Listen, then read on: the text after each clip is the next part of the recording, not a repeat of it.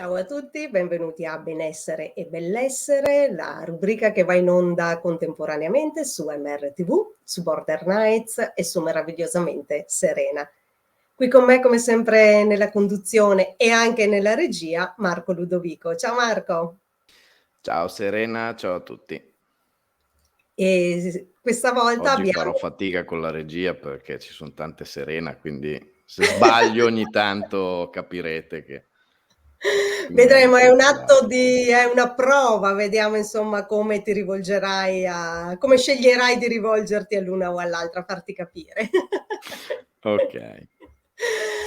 E allora, come anticipato da Marco, oggi abbiamo un'amica di vecchia data che io ringrazio tantissimo di aver accettato di essere qua con noi oggi e quindi do il benvenuto a Serena Milano. Ciao Serena. Ciao a tutti, grazie dell'invito, sono felicissima di essere vostra ospite e passare questo tempo in vostra compagnia. Grazie a te ovviamente Serena. Allora io direi innanzitutto insomma, prima di partire magari con l'argomento vero e proprio, se magari vuoi dire qualche parola su di te, giusto per dare insomma ai nostri amici un'idea di te, insomma di cosa ti occupi, cosa fai. E poi partirei invece proprio con l'argomento di oggi, che è anche il titolo del tuo primo libro, che ormai ha quasi un decennio, No, perché no, ha compiuto 10 anni a maggio. ha compiuto 10 anni a maggio, Sì. perfetto, quindi ci siamo, e che è appunto Ho scelto di guarire. È un libro autobiografico, ma ovviamente poi ci spiegherai tu, è edito da Anima Edizioni, quindi ne approfittiamo anche per salutare Jonathan qui. E allora Serena, io lascio la parola a te, dici chi sei e poi da cosa nasce appunto questo libro autobiografico. Ok, grazie. Allora, io mi chiamo Serena Milano, sono una scrittrice, ho pubblicato 3 libri con Anima Edizioni e da parecchi anni lavoro anche come ghostwriter. Per me il potere della scrittura è pazzesco, è qualcosa di quasi magico che le persone possono fare. E quindi mi piace proprio deporre su carta e lasciare il segno attraverso la parola scritta. Sostanzialmente faccio questo nella vita. Poi, come racconto nel mio libro, cioè rispetto a ciò che dico nel mio libro, che ormai ha compiuto 10 anni, è andata avanti, quindi son cresciuta anch'io, ho fatto tante esperienze, ho studiato tanto, ma di base questo è ciò che io faccio quotidianamente. E parlando di Ho scelto di guarire, che appunto è la mia prima creazione, vuoi sapere da cosa è nato? È nato da un'esperienza grossissima che mi sono trovata a vivere quando avevo 23 anni e che ha avuto il potere di modificare completamente la mia esistenza.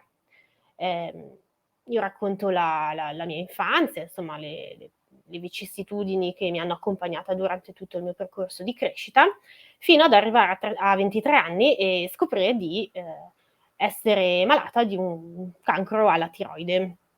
E questa scoperta, peraltro comunicata in modo molto poco gentile, è stata uno shock sostanzialmente per tantissime ragioni, perché ero una persona che giovanissima, che non se l'aspettava, che non pensava potesse mai capitare a lei, perché tendiamo sempre tutti a pensare che le cose difficili o brutte capitino agli altri, senza poi aver mai ben chiaro chi siano questi altri. E ho deciso di, affidarmi un po' al percorso che mi veniva proposto e contemporaneamente, grazie all'aiuto della dottoressa Bensi, che è mia zia ed è stata molto gentile a seguirmi, mi ha spalancato le porte su tutto quello che è il mondo olistico. Quindi io ho affrontato tutto il periodo, prendendomi cura sia del corpo che, della mia anima, del mio spirito, portando avanti in parallelo le strade. Quando questa esperienza si è conclusa, tra l'altro inaspettatamente anche in un lasso di tempo molto breve, ho avuto proprio il bisogno e la necessità di depositarla su carta, perché questa esperienza mi ha insegnato tantissimo, davvero tantissimo, ed è qualcosa a cui io sono fondamentalmente estremamente grata, perché ha proprio cambiato la percezione totale che io avevo della vita, mettendomi in un'ottica completamente nuova. Questa frase di solito non piace mai tanto, no? Perché come si fa a ringraziare una malattia, qualcosa che ti ha fondamentalmente messo davanti a una prova grossa? Eppure io l'ho elaborata come se questa esperienza fosse un regalo con un involucro bruttissimo, consegnato in un modo veramente molto brutto, però un regalo di cui ho capito il senso e il significato solamente in corsa e anche negli anni a venire, negli anni successivi. E da lì la decisione di chiamarlo Ho scelto di guarire. Questo titolo che è stato questa scelta di parole, no, che ha generato questo titolo in grado di scaldare gli animi e veramente generare reazioni scomposte a volte, perché pare che la parola scelta sia molto poco accettata e molto poco gradita nella maggior parte dei casi.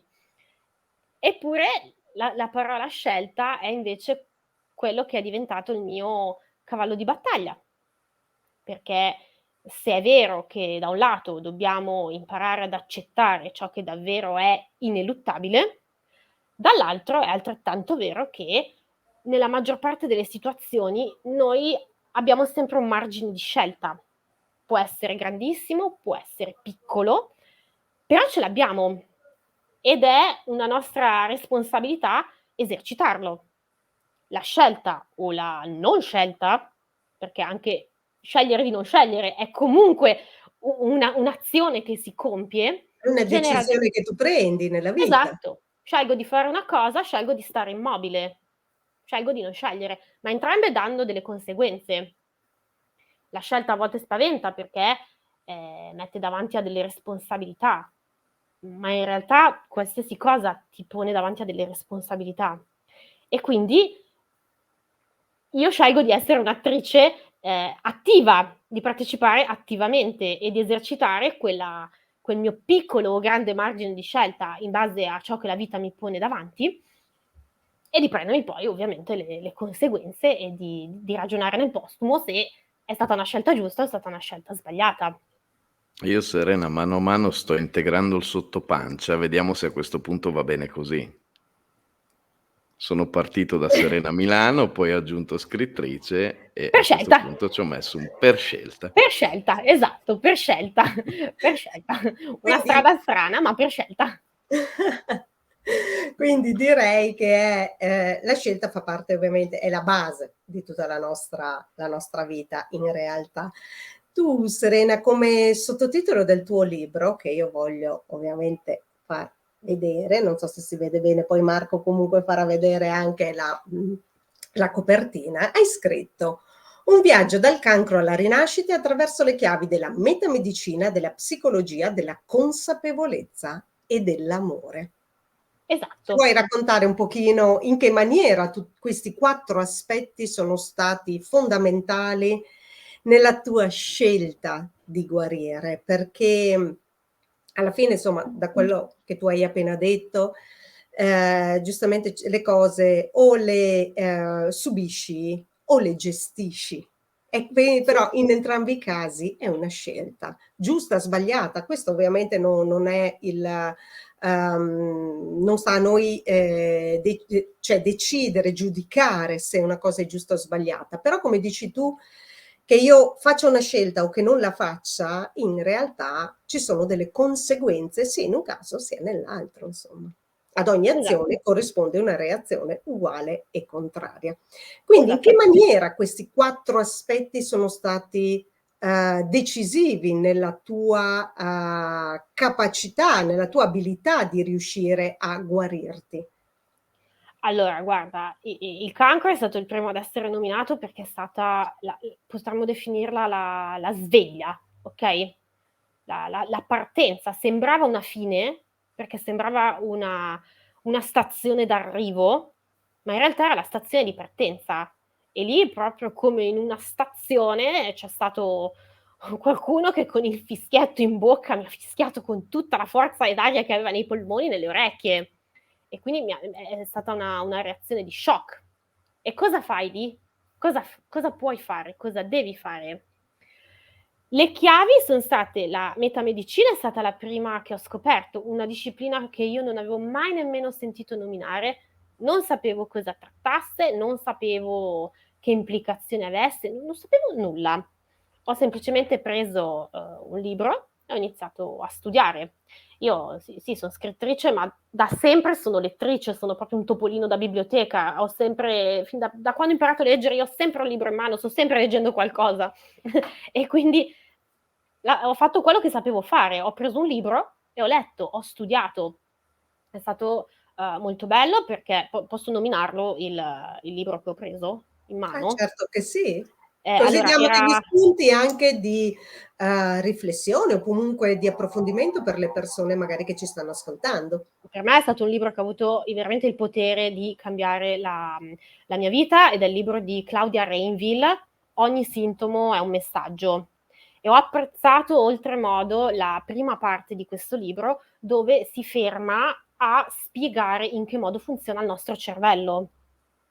Noi spesso non sappiamo come funziona la nostra testa, non sappiamo perché pensiamo certe cose, non sappiamo perché reagiamo in alcuni modi, semplicemente lo facciamo pensando che sia qualcosa che accade così. In realtà ci sono delle spiegazioni anche molto razionali che meritano di essere comprese e apprese.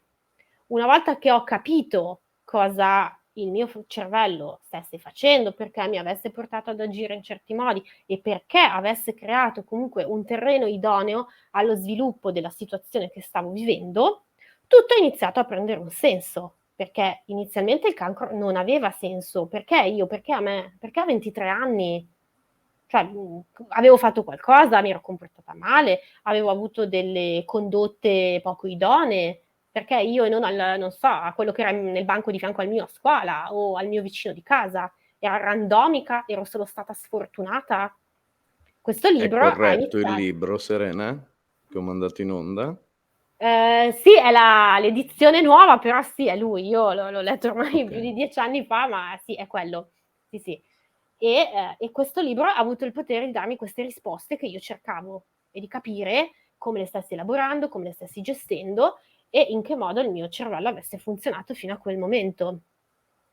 La psicologia è stata importante, questa mia zia che mi ha aiutato è una psicologa, quindi mi ha aiutato in questo processo di restare, perché a volte è difficile restare, sempre per nostra natura abbiamo un po' la tendenza a scappare da quello che non ci piace, a metterci in salvo, o scappiamo o attacchiamo, è proprio la nostra natura, La fight or attaccare non... flight response, come si suol dire, la Esatto. risposta di lotta o fuga. Però in ogni caso, noi sappiamo che tu lotti, che tu fuggi, in realtà, non risolvi il No, problema. esatto, non lo risolvi, e sì, era questo che Eccolo avevo qua, letto io. esatto. Esatto, non risolvi il problema, però devi dominare questo istinto, devi essere capace di gestirlo, no? Perché comunque continueresti a scappare, dici no, è una cosa che mi spaventa, non la voglio, mi fa paura, non la voglio su di me. E invece no, lei mi ha aiutato a restare. La gran parte di quello che mi diceva era: resta lì nella tua emozione, che sia bella, che sia brutta, piacevole, dolorosa, ma resta lì, è tua, ha una ragione di esistere e ti sta dicendo qualcosa, quindi stai lì, ascoltala, anche se fa male, anche se non ti piace, anche se è luglio e tu ti eri prenotata le vacanze in Grecia e ti immaginavi già in spiaggia con un costume nuovo, e invece no, stai lì nel tuo dolore, nella tua paura, in quello che è. E la consapevolezza, perché tutte queste azioni molto complicate e molto difficili, che vanno esercitate, perché sono abilità che fondamentalmente possediamo tutti e che sviluppiamo e ampliamo man mano che le esercitiamo, danno consapevolezza. Ogni volta che superi un piccolo gradino, ogni volta che superi una tua piccola prova personale, acquisisci una conoscenza su di te, su qualcosa che tu sei in grado di fare, su qualcosa che tu scopri, su qualcosa che tu apprendi, ma non apprendi solo di testa, a livello nozionistico, cioè lo apprendi proprio di cuore, di pancia, è una tua competenza intrinseca che poi utilizzerai nel corso della tua vita, a prescindere da quel momento lì in cui l'hai appresa. E in ultimo l'amore, perché un po' per sua derivazione, amore, amors, senza morte, ok? E un po' perché è l'amore quello che ti aiuta e ti sostiene. Fondamentalmente tutti vogliamo l'amore, tutti siamo alla ricerca dell'amore, tutti vogliamo amare e tutti vogliamo essere amati. E l'amore, soprattutto in situazioni dove ti senti fragile, dove hai paura, dove vorresti scappare ma non puoi, è ciò che ti aiuta a sopportare il peso, a sopportare le difficoltà. Mettendo insieme tutti questi ingredienti, e allora lì puoi davvero rinascere, ma una rinascita che non passa solo dalla parte della guarigione del corpo, perché su quella sì, puoi fare, ma puoi fare fino a un certo punto, cioè decidi di sottoporti a un'operazione e la fa il chirurgo, è lui che deve sapere, non sei tu stai dormendo, come ti danno i punti, cosa tolgono, cosa mettono, cosa fanno, tu non lo sai, tu dormi in quel momento lì. È un'altra persona, è una squadra di altre persone che materialmente fa. Tu lì non puoi fare, tu lì ti affidi, ma tu puoi fare tutto il resto. E la sfida è non dire oh che sfortuna, guarda cosa mi è successo, povera me, ma caspita, quante cose che ho avuto l'occasione di imparare. E adesso la mia vita come prosegue con tutto questo bagaglio che io prima non avevo. E lì sta il bivio. E in base alla strada che tu scegli, hai una conseguenza. Certo. Noi infatti si dice sempre, siamo noi che creiamo la nostra realtà. Spesso e volentieri questa frase viene fraintesa, Sì, nel senso che, come giustamente dicevi tu prima, "Scusa, creo la mia realtà, allora mi sono creata il cancro alla tiroide?" Beh, in un certo senso sì, per sì, in un certo senso sì. per il mio modo di pensare, di percepire la vita, di emozionarmi, delle azioni che faccio, lo stile di vita che faccio, oppure anche semplicemente la lezione di vita che devo imparare e che non ho ancora imparato. Poi è semplice capire tutte queste cose qua nella vita di tutti i giorni? No! Cioè, No. su questo, quando uno dice: ma io ho" tu sei stato fortunato o tu hai scelto. Sì, ma la fortuna spesso e volentieri anche ce la creiamo, nel senso che ci sono delle azioni, delle decisioni da prendere per crearsi la fortuna nella vita. Poi ripeto, lo so che nella vita di tutti i giorni non è semplice riconoscere determinate cose o come dici tu giustamente e come è successo a tantissime altre persone. Ma come? Cioè scusa, io mica lo volevo il cancro alla Sì. tiroide, cioè non è che ho detto: "Beh dai, oggi non so cosa fare, mi creo questa cosa". Però in realtà non è ciò che ci accade nella vita, ma è la modalità con cui noi decidiamo poi di affrontare quello che ci accade nella vita. È lì la differenza, è lì la decisione, è lì la scelta, come dici tu, la scelta di voler guarire o la scelta di subire quello che ci accade. In Infatti Sì, posso staccarmi un attimo certo, su questa cosa, certo. perché c'è una cosa che, di solito mi dicono, ma che in realtà a me fa profondamente arrabbiare, no, quando tu pensi a una persona malata o che sta vivendo una malattia, dici sempre, "Sta combattendo, è un guerriero", o se no quando qualcuno, muore e il guerriero non ce l'ha fatta, ha perso la sua battaglia. E a me questa cosa fa profondamente arrabbiare, perché nel momento in cui una persona sta vivendo un'esperienza così grossa, 1 non combatte, cioè combatti contro te stesso? No, fai il tifo per cioè no, non puoi fare il tifo per qualcun altro nel momento in cui stai vivendo una cosa così intima, così personale, così delicata. Non è un combattimento, ma è un apprendimento. E soprattutto la vita ha un disegno enorme e noi siamo a volte così piccoli che non lo capiamo. Per quanto ci sforziamo, noi non capiamo cosa la vita ci sta dando e cosa ci sta riservando e il perché. E nel momento in cui mi riferisco a una persona dicendo che ha perso una sua battaglia, magari sono io che non ho capito niente, perché forse è vero, cioè magari è vero che è morto alla fine e mi sembra che abbia perso, ma io non lo so quanto ha appreso e come se n'è andato. E non avrò mai modo di saperlo e soprattutto non avrò mai modo di giudicarlo, perché io sto percorrendo il mio sentiero e quest'altra persona sta percorrendo il proprio, ok? Che è la regola poi di tutti, cioè ognuno di noi percorre la propria strada, magari un pezzo in compagnia di qualcuno, un pezzo da soli, un pezzo in gruppo, un pezzo più veloce, un pezzo più lento, ma ognuno sta facendo il proprio percorso. Perché io devo giudicare un'altra persona dicendo che ha vinto, che ha perso? Che cosa? Cosa ha vinto? Non stava combattendo, stava apprendendo, stava vivendo la sua esperienza nel suo modo, con i suoi gusti, le sue scelte. E non è nemmeno rispettoso giudicare una persona come una guerriera vincente o un guerriero che ha perso. E questa cosa è una cosa che io ci tengo sempre a In dire. effetti, Serena, anche in questi aspetti della vita, tu prova a guardare, c'è sempre l'aspetto c'è sempre un vincitore e un vinto. In realtà, come dici tu, se c'è un apprendimento, ci sono sempre dei vincitori. Il problema è: devo combattere oppure devo fuggire? La fight or flight di cui parlavamo prima. In realtà, cos'è che ti ha detto anche tua zia? Stai lì, stai nel tuo dolore, comprendilo, capiscilo, perché devi sapere perché questo dolore, questa sofferenza si è manifestata nella tua vita. Ma se tu fuggi, ma se tu non, oppure la combatti, in realtà non la comprendi. E quindi è una specie di, concedimi il termine, di diplomazia con se stessi, che in realtà è la via migliore, cioè la comprensione che è, come dicevamo, in primis di se stessi.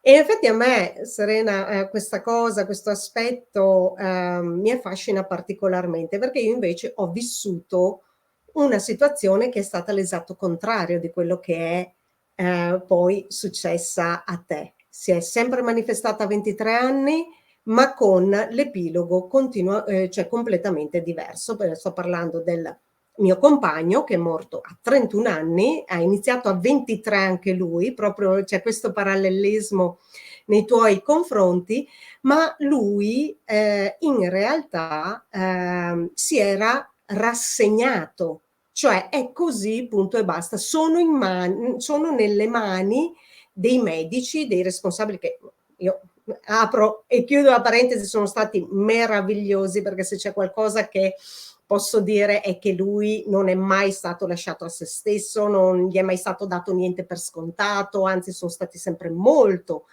cioè è stata una persona che è stata molto molto seguita e anche molto voluta bene, devo dire, sia da medici che da infermieri.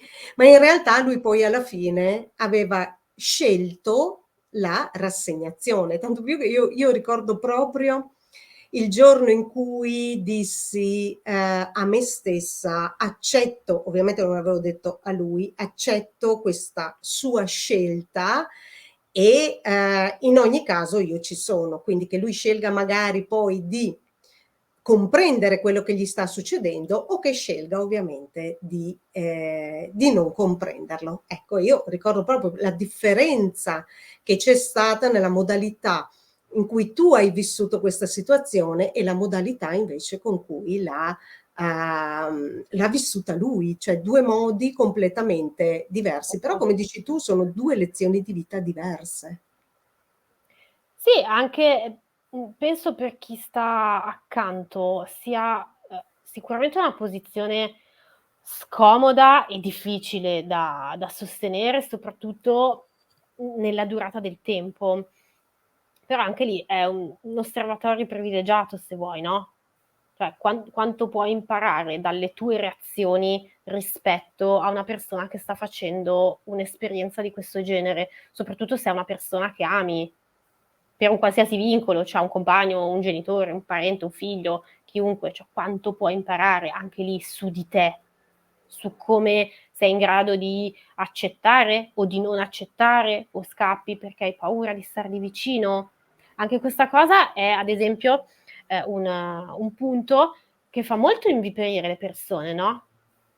Io stavo male, quello non mi è stato vicino ed è scappato. Ma Gioia la bella, ma reazione non che ci saresti hanno voluta stare nemmeno tu però con te stessa, quindi no, ma io per esempio è lì che ho compreso in realtà il vero significato del libero arbitrio. Anche se in quel momento, ovviamente non nella maniera in cui lo conosco oggi, però come per dire, io non posso fare niente nelle sue scelte di vita. E per me è stato un insegnamento veramente grande in quel momento, pur essendo immersa nel dolore. Quindi anche chi ti sta accanto, io sono stata dall'altra parte rispetto a quella che sei tu, però anche chi ti sta accanto in realtà sta vivendo, come dici tu, per esempio, questo tipo di insegnamento. Il sì, fatto che la vita, comunque, per quanto tu fai per un'altra persona, in realtà è sempre l'altra persona che sceglie per se stessa. esatto. Consciamente o inconsciamente, attenzione, perché è importantissimo anche fare un appunto su questo aspetto. Quindi anche come dici tu, anche le persone che ti stanno vicino stanno in realtà imparando veramente tanto. D'altronde, se noi andiamo a vedere un po' più in profondità, noi ci incarniamo per gruppi di anime, quindi ognuna ha un ruolo ben preciso in quella situazione. Esattamente.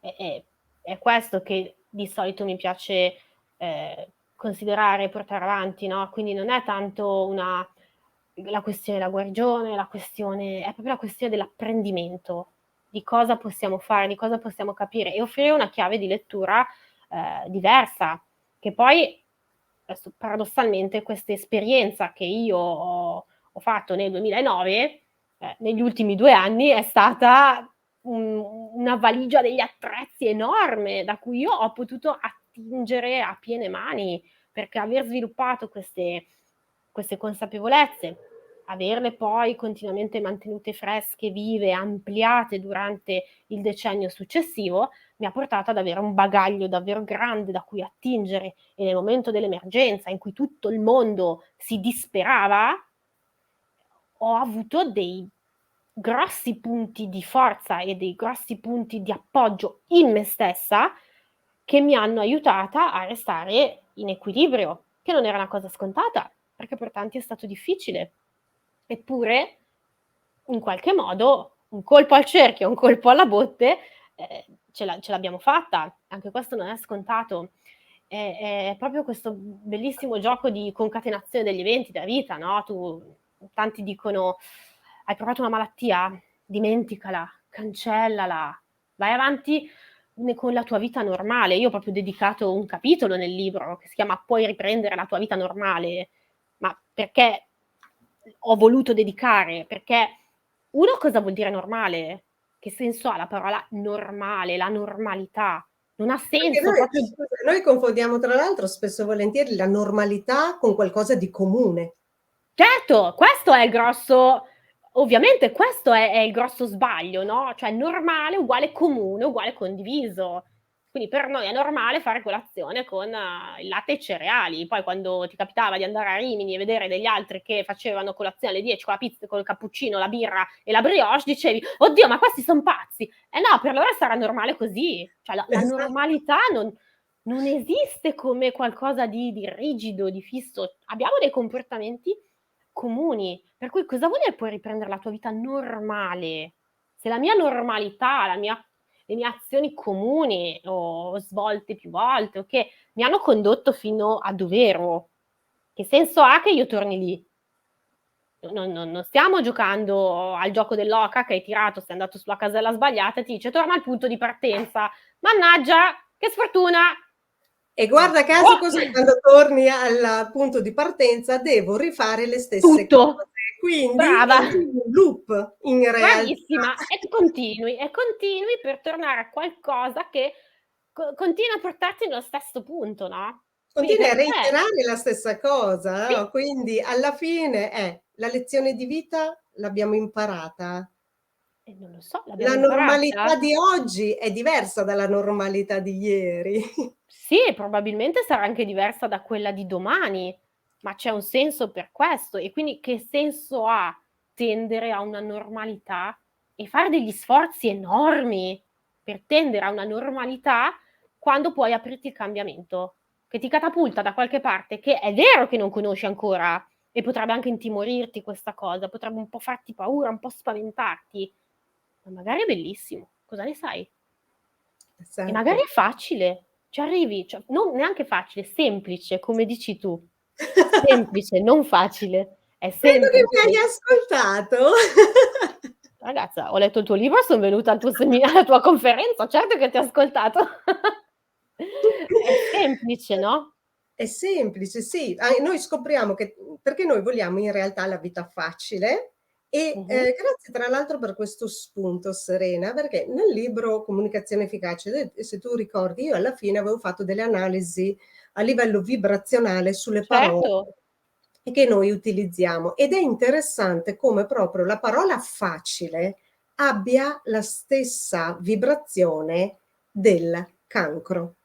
Quindi è interessante anche questo aspetto. Mi hai fatto venire questo spunto proprio adesso che, benissimo. in realtà non ci avevo pensato. E quindi quando noi vogliamo qualcosa di facile, in realtà cioè che arriva così dall'esterno, non c'è la nostra esperienza, in realtà stiamo andando verso, tra virgolette, "una morte" della nostra vita, una sopravvivenza invece che un vivere vero e proprio. Mentre la semplicità ha una vibrazione molto elevata, ma perché? Perché c'è la nostra esperienza all'interno. Infatti semplice significa senza piega, cioè quando qualcosa fluisce, ma fluisce perché? Perché io non faccio le pieghe. Quindi sono io a non creare qualcosa di disturbante o che crea disagio nella mia vita.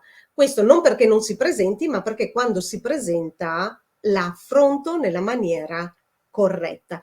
Quindi la differenza proprio tra facile e semplice è l'esperienza personale che c'è dentro.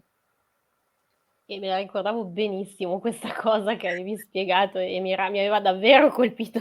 Ti ho alzato la palla perché era davvero perfetta. E mi ricordo che avevi fatto in quell'occasione anche un esempio e dicevi: "Pensa alla ragazza semplice nella tua mente e pensa alla ragazza facile." Che immagini hai? 2 cose Esatto. diverse. Cioè noi diamo subito una connotazione visiva, immaginifica di anche la parola che ci porta in realtà a questo aspetto. E in effetti, io qua chiedo ovviamente a te, in realtà quando si fanno poi delle esperienze di un certo tipo, si cambia anche modo di parlare, ma il modo di parlare è semplicemente la trasposizione verbale, visto che stiamo parlando comunque di quinto chakra che tu hai avuto questa esperienza a livello di quinto chakra, quindi di comunicazione, cambia la comunicazione con gli altri? Probabilmente sì, ma soprattutto con se stessi. Cambia il Sì. nostro dialogo interiore, si cambiano le parole che si utilizzano e questa è l'esternazione di una modifica di quello che è la percezione sensoriale della vita che stiamo vivendo. Cambia tutto in realtà, non solo quello, cambia proprio qualsiasi cosa, anche il gesto, come agisci con te stesso, no, le cure che ti offri. Se riesci a vedere quanto il tuo corpo è potente e quanto instancabilmente lavora tutti i giorni, anche se te ne stai tutto il giorno stravaccato sul divano a guardare Netflix. In realtà il tuo corpo che sforzi fa? Hai un cuore che pompa costantemente, dei polmoni che continuano a espandersi e contrarsi, uno stomaco che lavora, un intestino, il sangue che fluisce e tu stai lì a far niente, dici: "Che noia, non c'è niente da fare." No, guarda cosa sta facendo il tuo corpo. Quanti Guarda quan miliardi di attività fa contemporaneamente. mentre tu sbuffi e lo dai per Esa scontato. Che esa noia, non ho niente da fare. Caspita, stai facendo tantissimo, guardalo. Cioè, riesci a vederlo? Riesci questo aspetto poi della potenza del corpo l'ho ritrovato e l'ho esperito nuovamente quando ho vissuto l'esperienza della maternità.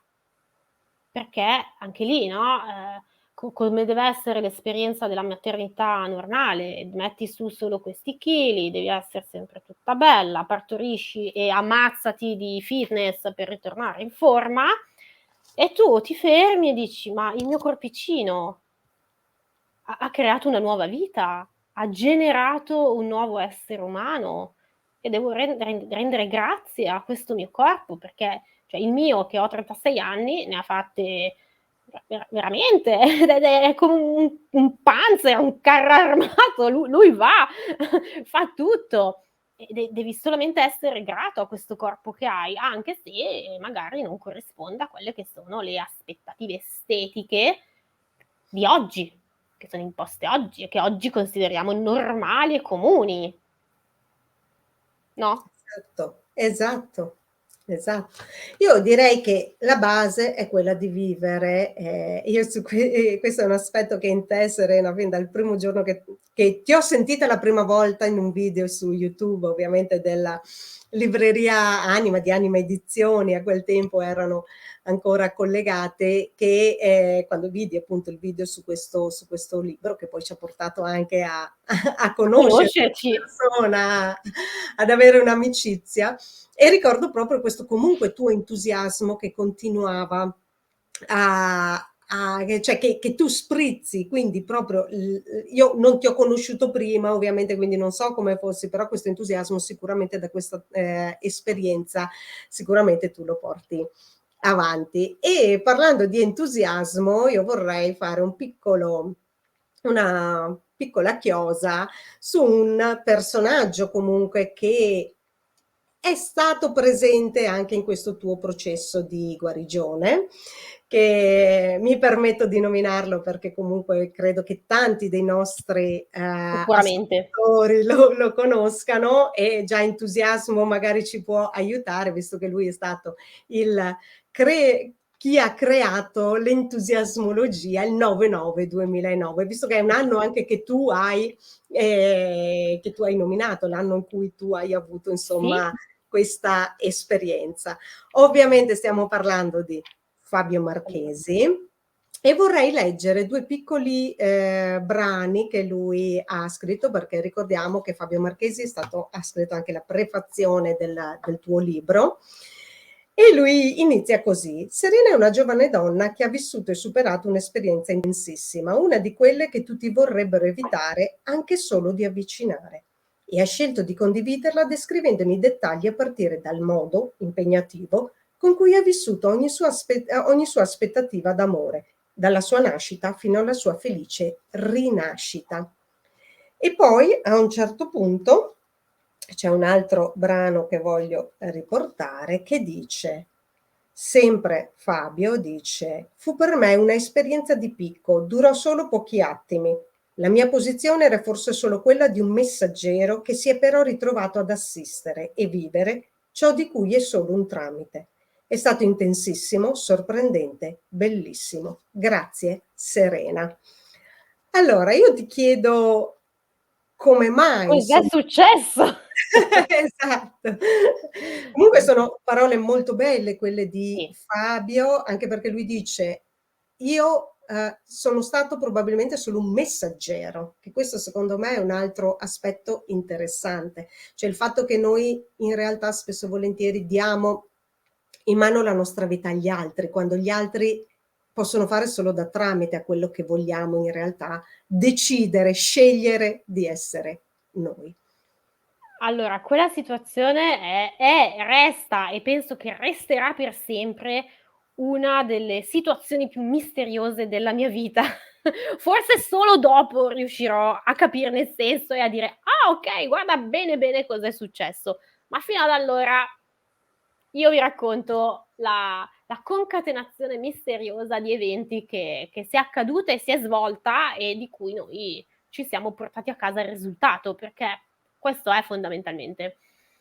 Mentre io ero ricoverata a settembre del 2009 in seguito all'operazione, sono stata molti giorni in ospedale perché è stata un'operazione veramente molto molto impegnativa a livello fisico.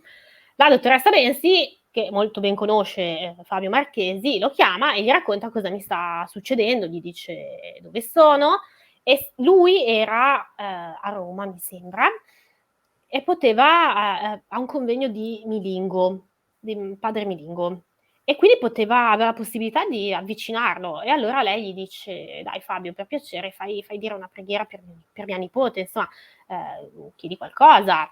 Sai come si fa, no? Tutti poi utilizziamo i nostri mezzi, vai a accendere la candela, chiedi una grazia, porta qualcosa. E lei gli ha chiesto una preghiera. E come ho avuto modo di apprendere dopo, ma molto dopo, Fabio si alza, va, parla di me e se ne torna al posto. Di tutto ciò io non sapevo nulla.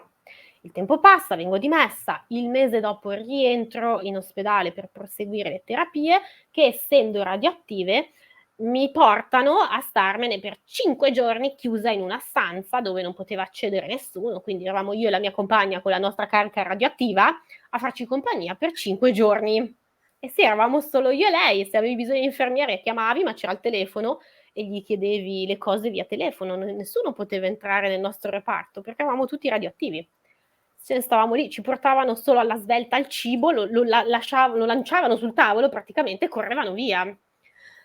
E la notte prima di avere la scintigrafia di controllo e quindi di sapere se effettivamente tutte queste cure avevano funzionato oppure no, io mi addormento, mi appisolo.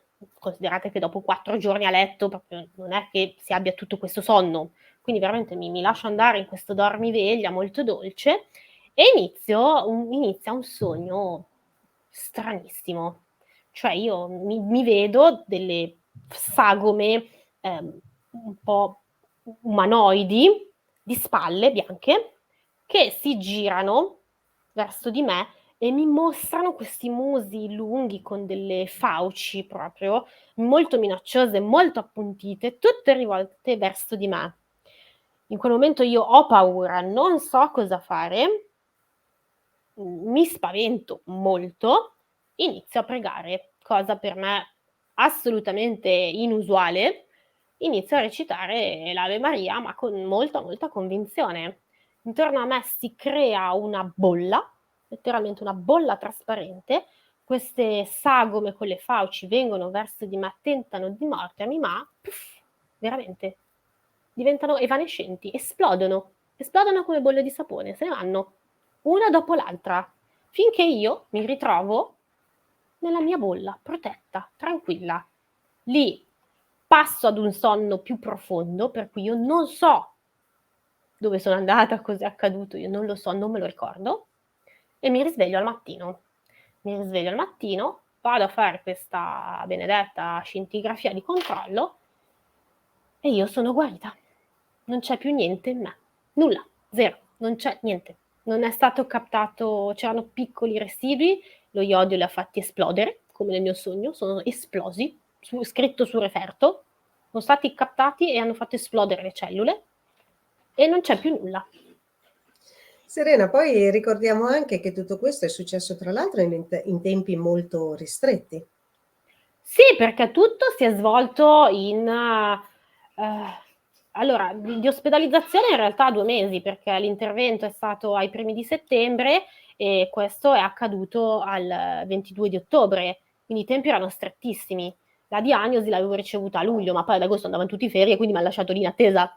Per cui sì, fondamentalmente al massimo in 3 mesi, tutto ciò è accaduto in 3 mesi.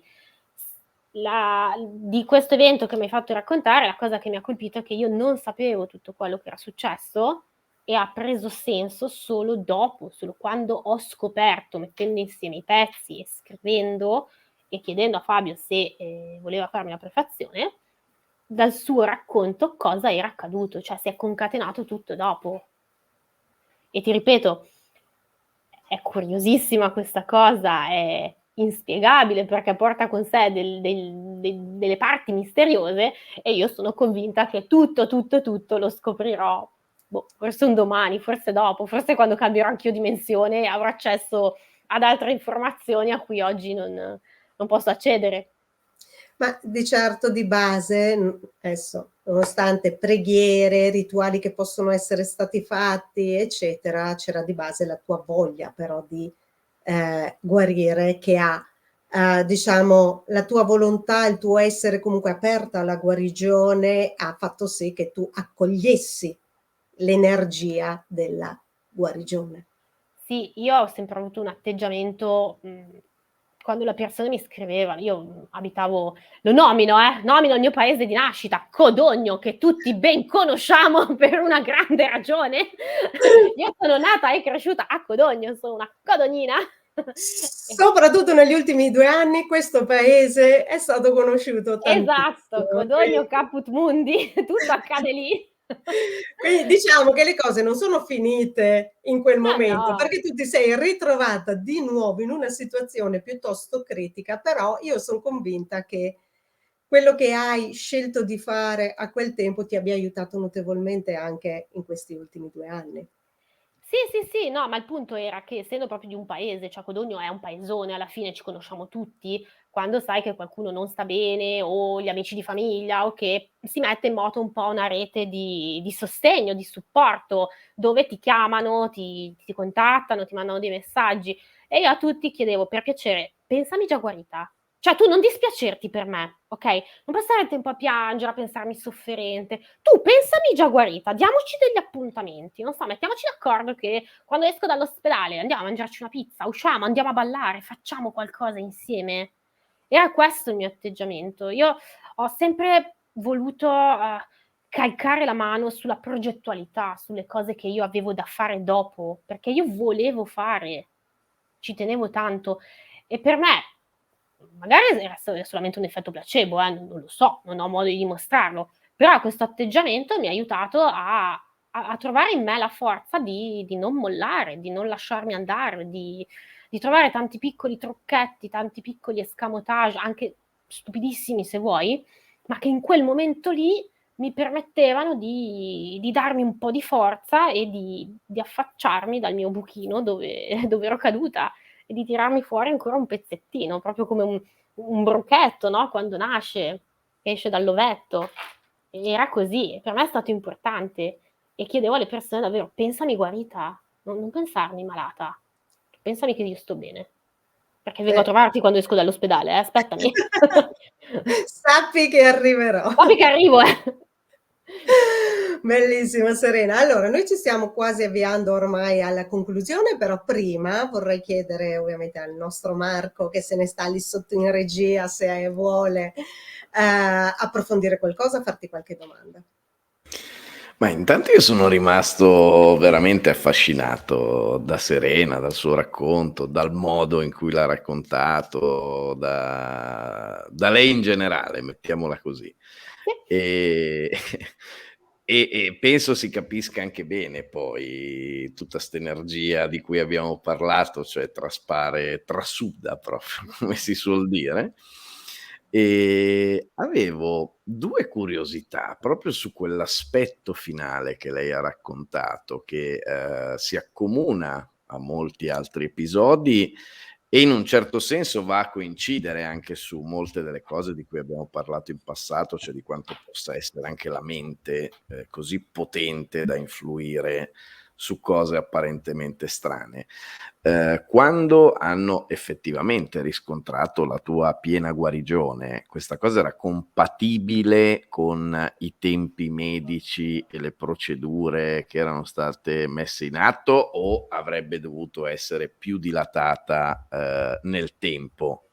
Cioè sono rimasti loro stessi sorpresi dall'apprendere che in un lasso di tempo così breve il tuo corpo avesse avuto una reazione del genere? Allora no, può succedere, okay, può succedere. Le parti sconosciute sono allora vedere se e quanto tessuto ti è rimasto in seguito all'operazione chirurgica, perché Mh. non è detto che, quello che è stato tolto non abbia poi avuto il tempo di riformarsi, o se qualcosa, sia effettivamente andato in giro. Certo. Diciamo che è stato tutto molto semplice, come dicevamo prima, che non ha avuto proprio pieghe, cioè è filato tutto liscio come da manuale nelle più rosee prospettive. La cosa che mi ha molto colpito è stato il fatto che il medico si sia sbilanciato dicendo sei guarita, perché di solito si tende a Sono usare molto espressioni cauti. del tipo sei in remissione, per il momento c'è questa situazione, mai quasi nessuno ti dice sì, sei guarito. E era questo che mi aveva molto colpito. Tu avevi Però già un background religioso, cattolico in questo caso, da quello che ho capito, o è stata anche lì una cosa apparentemente inspiegabile, quello di trovarsi a fare una preghiera, cioè era qualcosa che eri abituata a fare, o ma anche no, guarda, quello? io sono stata educata secondo i principi cattolici, ma cioè sì, mi ha mandato all'asilo delle suore, mi ha fatto fare catechismo, ho fatto i sacramenti principali, ma poi mi sono allontanata, non avevo questo Questa sentire, abitudine, ma anche adesso non mi definisco una religiosa così praticante. certo. L'unica connessione che c'è stata con questa Ave Maria è stata una medaglietta di una Madonnina molto stilizzata che mi ha voluto regalare mia nonna quando mi hanno detto che ero malata. Lei me l'ha portata a fare infilare in un cordino, mi ha detto oh, tienila che ti protegge.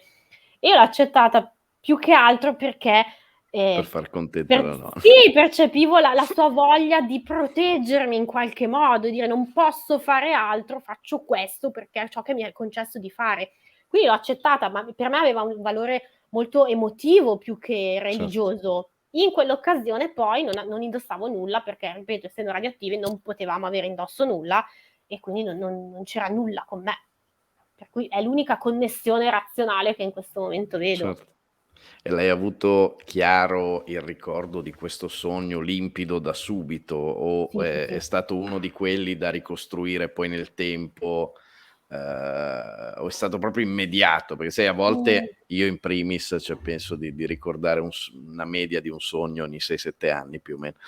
E anche quando capita poi mi devo mettere lì a sforzarmi immediatamente di ricostruirlo per mettere insieme i pezzi. Invece è stato proprio come fosse una prosecuzione della veglia, diciamo, è Sì, stato sì, immediato questo era ricordo. talmente vivido che in realtà io non mi sentivo nemmeno addormentata e non avevo questa percezione del fatto che fosse solamente mentale. Cioè era proprio come se io lo stessi realmente vivendo con tutto il mio corpo in quell'istante. È stato dopo che mi sono abbandonata al sonno, ma al risveglio avevo la stessa percezione come quando pensi alla sera prima e sai esattamente cosa indossavi, cosa hai mangiato, se sei uscito e cosa hai fatto. Io avevo fatto quello. Quindi io l'ho chiamato Era limpido e sogno. cristallino. Un Sì, sogno io lo chiamo. lucido, Non lo un so, sogno cioè molto sì, io l'ho chiamato sogno, ma non lo so nemmeno se sia la definizione corretta. una volta, qualche secolo fa, lo chiamavano sogno premonitore, quindi poi a seconda delle filosofie, delle teorie di quella o di quello che si vive, ovviamente.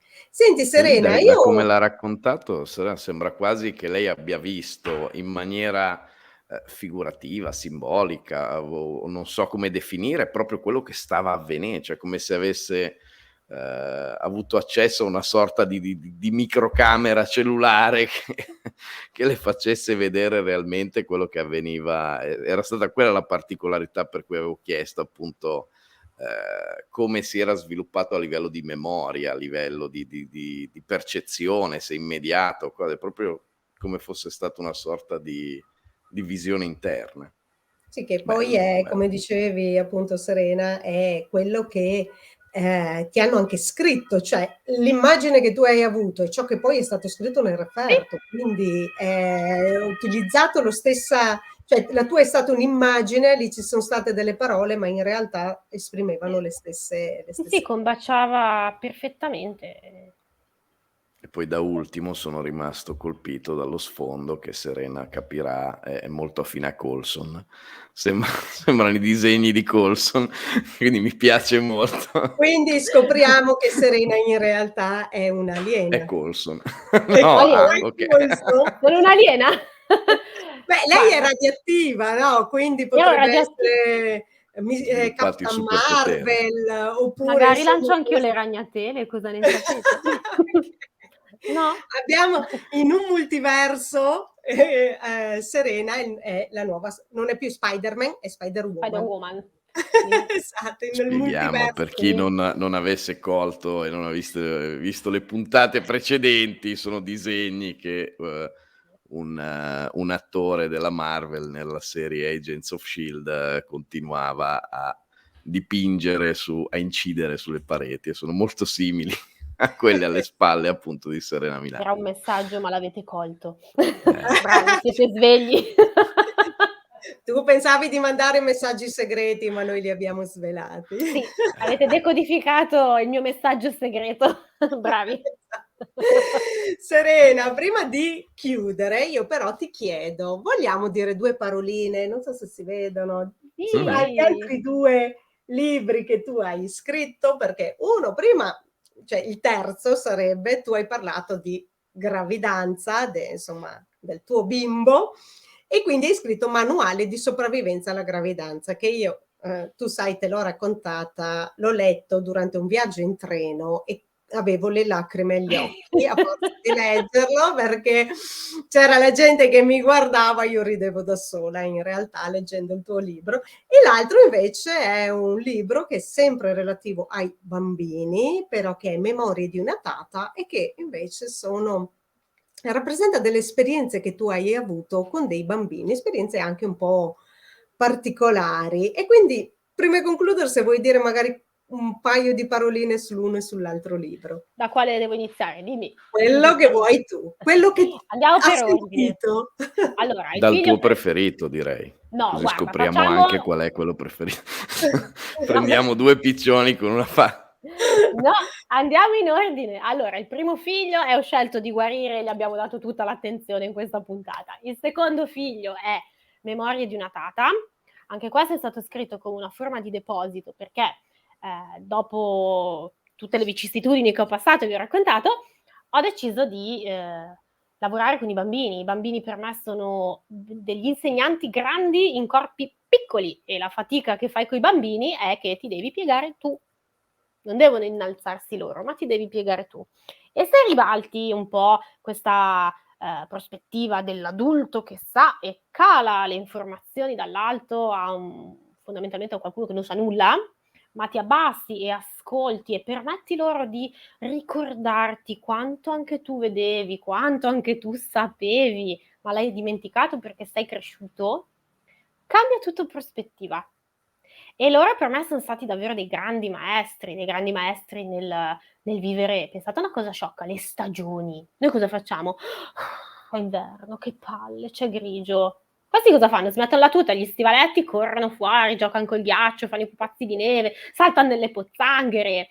Il vivere con il corpo. Noi viviamo di solito da adulti tutto qua, in questa fetta, no? Tu ragioni, pensi, al massimo gli occhi perché guardi, poco le orecchie per ascoltare, è tutto qua, solo qua così. I bambini vivono con tutto il corpo, noi ci siamo dimenticati. Pensate proprio la loro libertà di movimento, il loro apprendere, ti fanno capire che puoi imparare, ma divertendoti. Ad esempio qua ci sarebbe da aprire una grossissima parentesi sulla nostra scuola italiana, che invece te li tiene ancora seduti gli eoni e questi sono lì a sentirsi e poi dici perché non ti piace andare a scuola? Boh, vedi te, fatti 2 domande, datti 2 risposte. Invece se tu gli rendi le cose divertenti e giochi con loro, ti riappropri della magia del gioco, loro imparano, loro crescono e cresci anche tu. Questa regressione all'infanzia non è un perdere in competenze dell'adulto, ma è un aggiungere, no? Un ricordare, quindi un ampliare tutto ciò che tu adulto sei e puoi ancora essere. In Memorie di una tata parlo di tutto questo. Beh, Serena, qualcuno di un po' più saggio di noi, almeno insomma io mi permetto di dire noi, 2000 anni fa disse: se non ritornerete come bambini non entrerete nel regno dei cieli. Insomma, poi a ognuno la propria interpretazione, però Ecco, possiamo anche dire che era uno che non parlava proprio per niente, toh. Un attimo di attenzione gliela potremmo anche dare a questa frase, così. Tu Esatto. cosa ne pensi? che non significa regredire come corpo, ma significa semplicemente la saggezza che tu hai da adulto, prova a portarla alla voglia di vivere il modo che tu avevi di vivere quando eri bambino, cioè la Guarda, purezza.